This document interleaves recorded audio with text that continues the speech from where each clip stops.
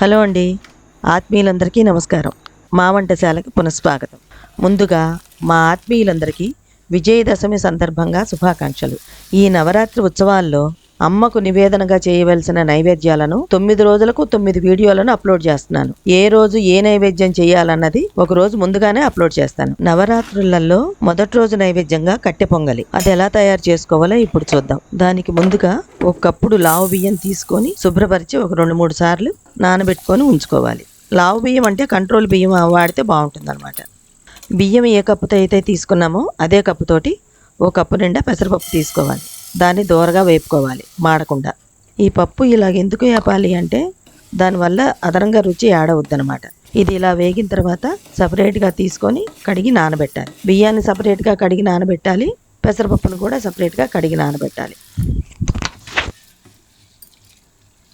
ఇదిగోండి, ఇలాగ రెండింటిని విడివిడిగా నానబెట్టాను. బియ్యం ఒక అరగంట సేపు నానాలి, పప్పు ఒక 15 నిమిషాలు నానినా సరిపోతుంది.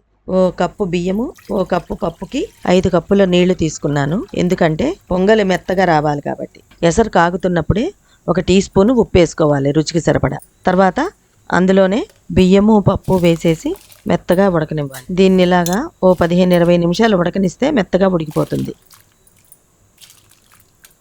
ఇది ఇలా మెత్తగా ఉడికిన తర్వాత నెయ్యితో తాళింపు వేసుకోవాలి. దీనికి స్పూన్ నిండా నెయ్యి వేసాను.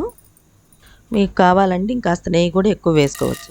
ఒక 1/2 టీ స్పూను మిరియాలు, ఓ 1/2 టీ స్పూను జీలకర్ర, ఓ 1/2 టీ స్పూను అల్లం తరుగండి, అది కూడా వేయాలి, అది ఇంపార్టెంట్. తర్వాత ఓ చారెడు జీడిపప్పు, 4 పచ్చిమిరపకాయల చీలికలు, 2 కరివేపాకు రెల్లలు వేసి దోరగా వేపాలి.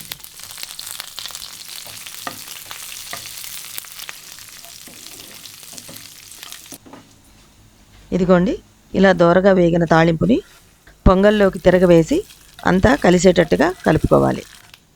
ఇది నవరాత్రులలో మొదటి రోజు అమ్మవారికి సమర్పించవలసినటువంటి నైవేద్యం కట్టె పొంగలి.